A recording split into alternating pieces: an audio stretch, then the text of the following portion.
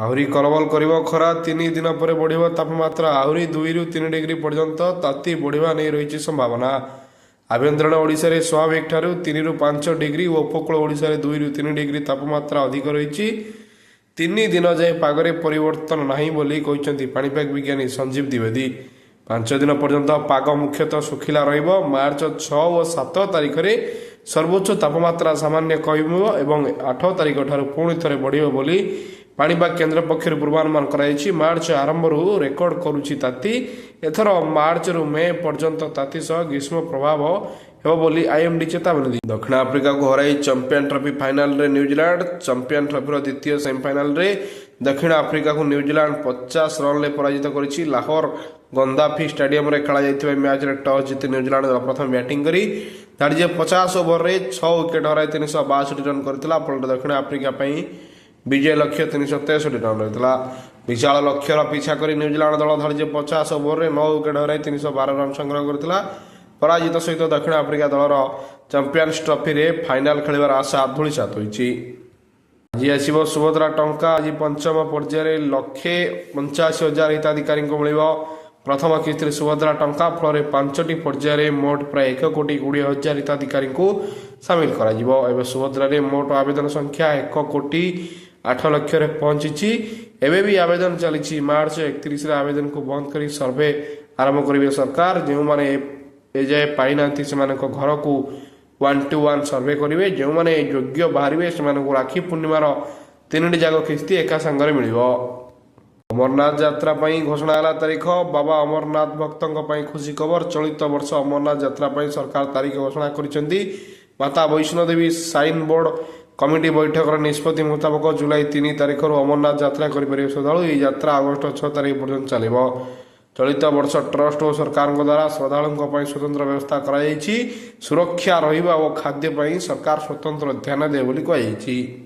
ସମ୍ବଲପୁର, ରାଉରକେଲା, ପୁରୀରେ ହେବ ପୌର ନିର୍ବାଚନ। ରାଜ୍ୟର 3 ପ୍ରମୁଖ ସହରରେ ବନ୍ଦ ରହିଛି ପୌର ନିର୍ବାଚନ। ସମ୍ବଲପୁର ଓ ରାଉରକେଲାରେ ପୌର ନିର୍ବାଚନ ଗତ 11 ବର୍ଷ ହେଲା ବନ୍ଦ ପଡ଼ିଥିବା ବେଳେ ପୁରୀରେ ଗତ 6 ବର୍ଷ ହେଲା ବନ୍ଦ ରହିଛି ପୌର ନିର୍ବାଚନ। ହେଲେ ଏବେ ହାଇକୋର୍ଟଙ୍କ ଶୁଣାଣି ପରେ ପୁଣି ଥରେ ଏହି 3 ସହରରେ ପୌର ନିର୍ବାଚନ ଆରମ୍ଭ ହେବା ନେଇ ସୂଚନା ଦେଇଛନ୍ତି ନଗର ଉନ୍ନୟନ ମନ୍ତ୍ରୀ କୃଷ୍ଣଚନ୍ଦ୍ର ମହାପାତ୍ର। ପୁରୀ, ରାଉରକେଲା, ସମ୍ବଲପୁରରେ ପୌର ନିର୍ବାଚନ ଦୀର୍ଘ ବର୍ଷ ହେଲା ବନ୍ଦ ରହିଛି।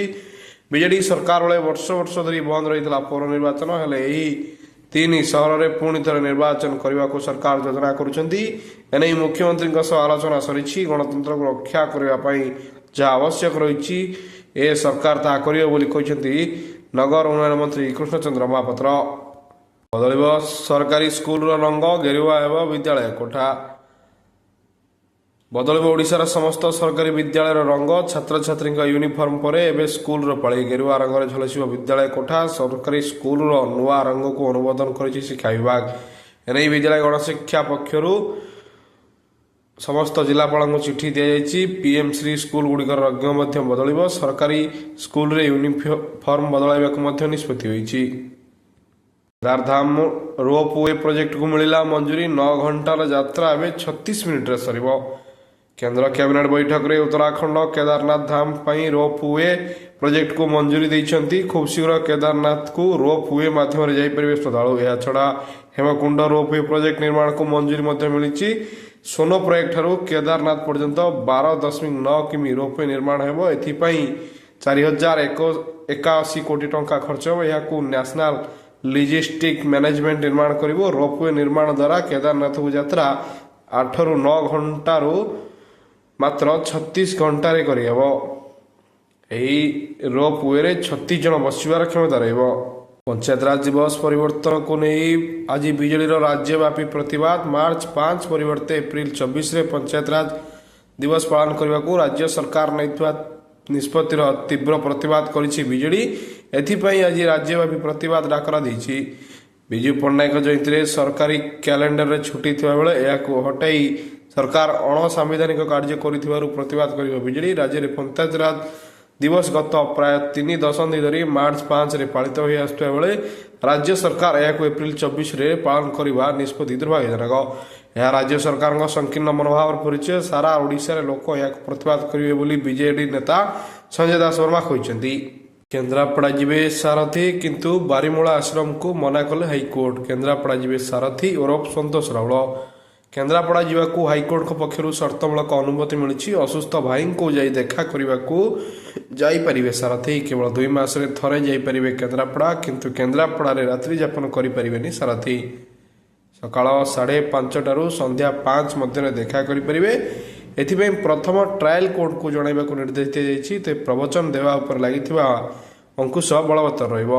चैंपियंस ट्रॉफी भारत ठारू हारिबा परे अवसर नेले ऑस्ट्रेलिया अधिनायक Steve Smith. Champion trophy 2025 semifinal match रे भारत ठारू हारिबा परे संन्यास नेछंती ऑस्ट्रेलिया अधिनायक स्टीव स्मिथ। संन्यास ग्रहण करिबा परे स्मिथ कहिसेंती एहा मो पई एक शानदार सफर। मो प्रति मुहूर्तर आनंद नेछि।